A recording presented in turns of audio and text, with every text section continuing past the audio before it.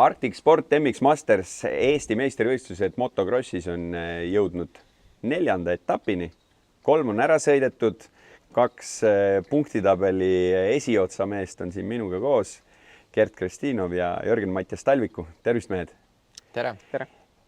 10-punktine vahe, sarnane olukord, mis jäi ju peale esimest etappi, on nüüd nagu 2 järgmisega kestnud lihtsalt, et vahepeal on olnud nii, et üks mees on natuke kiirem, teine kord jälle teine mees, et lähme sinna päris esimese etapi juurde. Kiviõlis sul kõik tundus nagu, et õnnestus suhteliselt ideaalselt, ja? Kiviõli kross oli, tegelikult kõik läkski hästi, et kvalifikatsioonivõit ja 2 sõiduvõitu, et Kiviõli rada mulle on eluaeg meeldinud, suhteliselt kiire ja suutsin suht hästi minema saada ja võidud koju tuua, et selle päevaga olin nagu väga rahul. Sul 3. koht sealt? Jaa, 2 korda 3. jah. Kuidas sa Kiviõli etappi meenutad?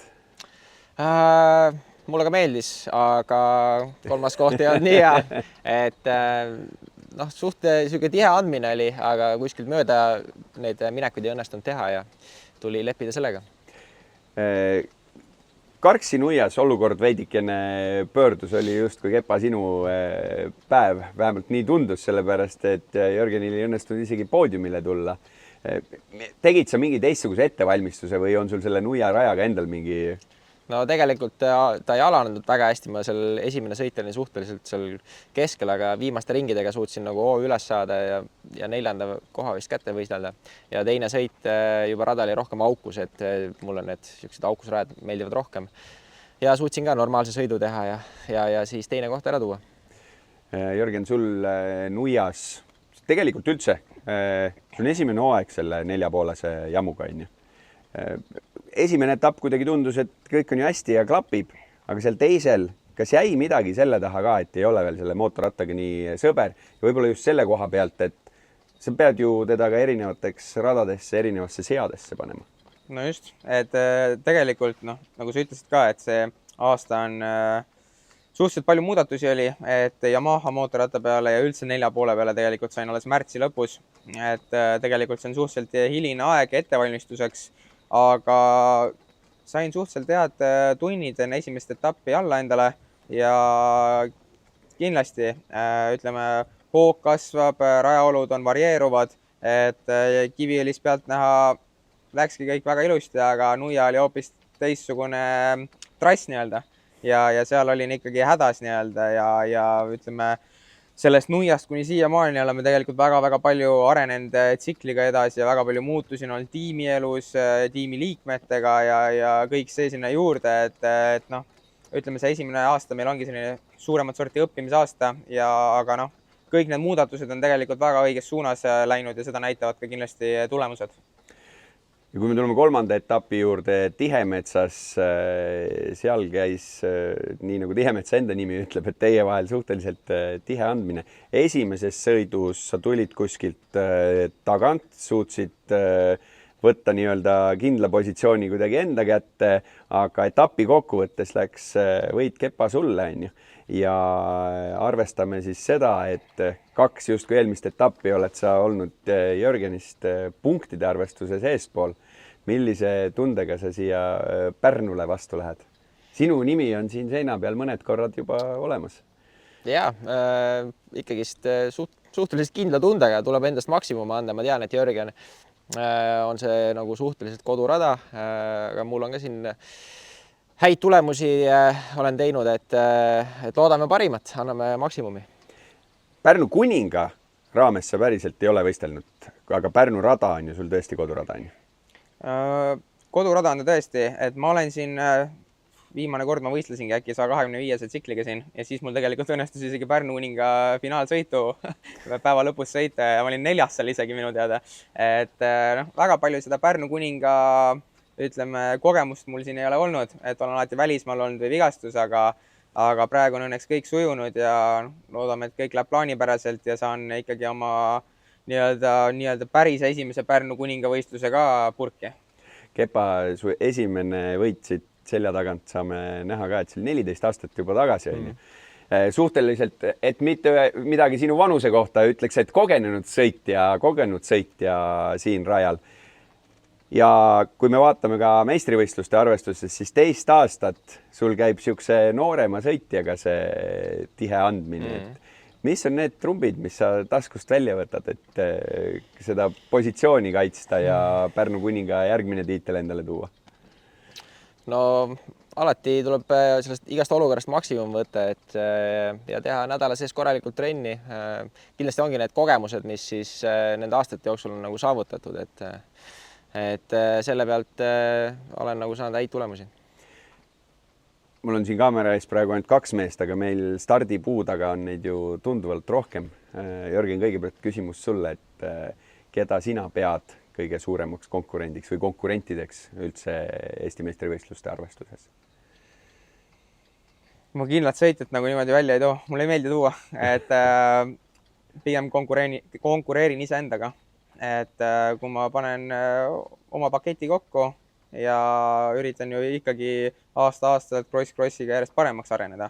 Et mina jälgin nagu enda arengukava ja ma tean, et kui ma kõik asjad kokku panen, kui mul on fun tsikli peal, siis ma olen ka kiire. Et ja sellise põhimõttega ma viimased aastad seda crossi karjääri olen elanud nii-öelda. Aga kui sa Kepa vaatad selles rivis peale, siis tegelikult neid Pärnu kuninga võidu nimel tahtjaid võiks olla 2, 3, 5. Ma arvan, et 3-5 et ikkagi see päris tihe on see. Ma ei tea, kuidas vigastustega keegi väljas on, aga et seal on selles mõttes kindlasti meid kõvasi sõidumehi on ja et kui nagu konkurentidest, kes kõige kõvem on, siis vaatad punktitabelit, siis Jörgen on praegu esimene, ma olen 10 punktiga maas, et siis selle järgi on Talviku. Aga rääkige Pärnu rajast või üldse sellest, kuidas teile Pärnu rada ja mida see teile tähendab, sest kui me mõtleme ka natukene Eesti motokrossi tulevikku, siis järgmine aasta siin on Euroopakate, mis on kvalifikatsiooni sõit tulemas 65-le, 85-le ja 2027 juunioride MM. Kas Pärnu rada on Eesti niisugune parim rada? No ta kindlasti on üks parimatest, ma ei ütleks, et ta nagu kõige parem on, et seal tegelikult meil on kõik eestikate rajad suhteliselt head, et ta oma omaduselt on niisugune kõvem ja kiire ja publikul on kindlasti nagu vahva neid suuri hüppeid vaadata ja tuleb tihe andmine. MXGP-d võiks siin sõita? Minugi poolest, et mulle meeldib, et Pärnu kompleks või üldse motoklubi on, nad on nagu ikkagi arenenud selle rajaga aasta-aastalt, et see rada on ka muutunud rohkem välismaa sarnaseks, et raja ettevalmistus, kultiveerimine, et rada tehakse ikkagi pehmemaks nagu välismaal on, pannakse rohkem vett, mis tekitab erinevaid trajektoore ja tegelikult, kui me oleme ausad, siis Eestis meil sellise savikama pinnasega rada, kiired hüpped, et sellist meil tegelikult ju väga ei ole. Et see ongi nagu raja nimi ka ütleb, Pärnu lennuvälja motopark on ja, et see siin omajagu kiirust on, aga mulle meeldib ja, et need raja nagu omanikud ja korraldajad on siin kõvasti nagu tööd ette võtnud ja see aasta tegelikult ma olen väga palju trenni teinud ka siin isegi nagu välismaa crossideks ette valmistades ja ma ütleks, et tegelikult on väga head olud, et kui sul juba kurvitesse tulevad tsooni ja erinevaid trajektoore, siis see tõmbab ikka suunurga ülespoole sõites. Sinu selle ettevalmistuse kohta olekski, Jörgen, järgmine küsimus, et uus pill, üldse uus klass on ju.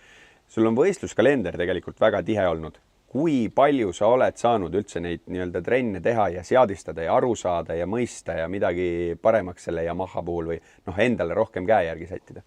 Tegelikult ikka olen, et sõidutunde on õnneks see aasta, see hooaeg tulnud nagu omajagu ja võimalused on ka üpriski head olnud selleks, et me oleme päris palju nii-öelda tsikliga edasi arenenud, et tsikli baassetup on suhteliselt standardilähendane, aga ütleme amortidega oleme väga palju arenenud edasi. Olen endas rohkem selgusele saanud, siis mis sõita ma olen, mida ma vajan, mis mulle meeldib, erinevaid juppe õnneks saanud proovida, et inimesed, kes on suutnud ja kellel on võimaldanud abi pakkuda, et need olen kindlasti vastu võtnud, et eriti suurema mootorrattaga on, et ei ole enam niimoodi, et istud peale, annad gaasi ja et sul on väga palju on enesekindluse taga ja kuidas sa ennast tunned on, et ma tegelikult olen omajagu saanud testida ja nüüd, kui ma olen ka välismaal käinud Adaki Saksamaa etappidel ja olnud seal vahepeal vahenädalad, olen olnud raskematel radadel välismaal trennis, siis õnnestunud nagu testida päris palju erinevaid juppe ja morte ja see on nagu, see kindlasti tuleb kasuks, et õnneks mul on nagu suur sõber ja hea toetaja Reijo Engman ka selja taga, kes on väga kaua Yamaha mootorratastega tegelenud ja me arutame nagu igapäevaselt selliseid detaile. Ma kahtlustan, et Reijo sõitis Yamahaga enne, kui me ükskõik, kes meist sündinud oli. Ilmselt küll, jah. Ennem kui siin võib-olla Pärnu kuningas esimene tuli. Kindlasti. et selles suhtes on väga oluline ja kindlasti selle 1 aasta projekt, et 1 hooaega on sellist suurt sammu on raske kohe teha, aga kõik praegu nii-öelda punktid on ikkagi täidetud ja ilusti edasi mindud. Kepa, Eesti koondis ja rahvuste kross. Selles mõttes, et ma usun, et te mõlemad ju ootate, et tuleks see email või kõne, et olete koondises. Aga millised üldse võiks väljavaated olla selle aasta rahvuste krossil Eesti koondisel? Ma ei tea, kes vastab. Jörgen. Väljavaated on head ikka, et eks meil on ju siin olnud sõitjaid, kes on viimastel aastatel Ameerika pinna peal ka võistelnud, on ju, et nii mina kui Harri praegu ka, on ju. Et kindlasti on head šansid, on ju, et kindlasti väga kahju meie MX2 sõitjast, kes oleks potentsiaalselt väga hea olnud, on ju Sebastian Leok. Et loodan, et Sebastian läheb kõik hästi ja paraneb ilusti, on ju, et endal oli ka reialuu vigastus, et see on niisugune suuremat sorti vigastus, et kindlasti võib-olla see niisuguse põntsu nagu natuke andis, aga ma arvan, et üle ookeani rahvuste ross, et see on nagu hoopis teistsugune, ütleme, rada on teistsugune, siin on minek on teistsugune, eelarve on teistsugune, et aga ma arvan, et võimalused on ägedad ja kindlasti see saab olema ikkagi üks selle hooaja krossi tipphetkedest. Kepa, kui me põgusalt mainisime, et siin Pärnu kuningale niisugune 3-5, siis üldine Eesti meistrivõistluste tase on praegu ikkagi päris hea ju. Ja kui ma nagu Tihemetsas vaatasin neid natuke videosi ja vaatasin, need mehed tulid seal, siis ma arvan, et pealtvaatajatele oli väga äge vaadata, et seal ikkagi neid kiireid mehi jäi tulema nagu, et tavaliselt selles mõttes on areng toimunud, et ma vaatan mingi kas 5 või 6 aastat tagasi, kui meid oli veel vähem.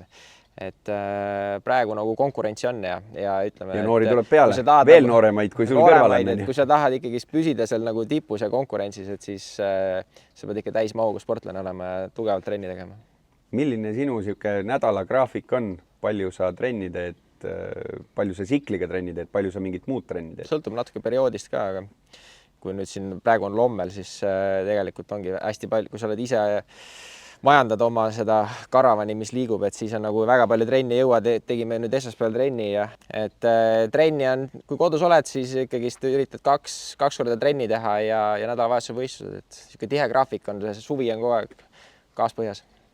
Jörgen, mis sinu niisugune tavapärane nii-öelda nädalarežiim? Kõik magamised ja söömised on paigas või?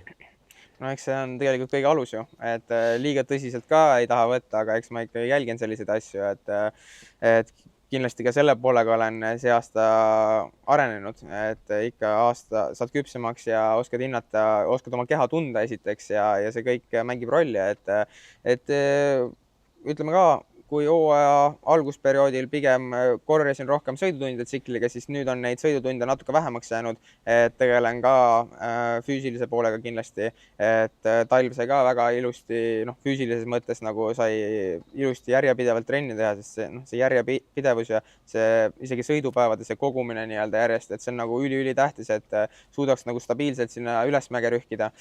Aga ütleme, nagu Kepa ka mainis, siis privaattiimi sõitjatel, nagu me siin oleme, on väga palju tööd ja ettevalmistust, et näiteks see nädal mina ei jõuagi sõitma, aga ega ma väga stressi ka sellest ei võta, et nädalavahetusel õnnestus sõita ja krossid on ka hästi läinud ja ma olen ka seda õppinud, et isu vahepeal on palju-palju tähtsam kui see näiteks mingisugune viimane trenn silmamunade peal higistamine, et jõuaks sinna, et kvaliteet loeb ja ma olen juba omajagu karavaniga Euroopa pool see aasta käinud, et 3 trippi tuleb veel sellist teha 2 nädalast, et omajagu toimetamist.